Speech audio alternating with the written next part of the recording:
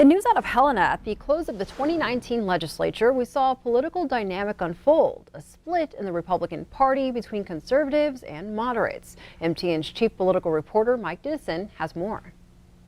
From Medicaid expansion to $80 million of infrastructure bonding to a bed tax increase to fund historical museums, a coalition of Democrats and moderate Republicans banded together this session to form the majority that passed some major legislation.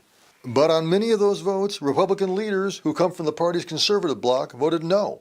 In the Senate, leaders said that's how the process works, and that they realize the GOP has a diverse membership. Very few people that get everything they want here, if any. And that's just part of the process, and that's how it's designed. The thought process was to leave this session so that we're all getting along, and when we disagree, we shake hands and move on and call it a day. But in the House last Thursday, GOP leaders had some different thoughts on the matter.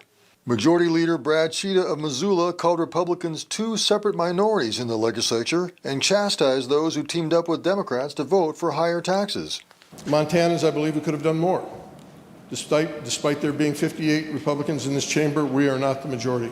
Also on the House floor Thursday, veteran Republican Representative Nancy Balance of Hamilton, who voted with the moderates on key bills, suggested that leadership removed her from an important fiscal committee as a form of retaliation. I'm having difficulty understanding how a 40-year career in the finance industry, 4 times leading the Appropriations Committee, why I would be replaced by a freshman legislator.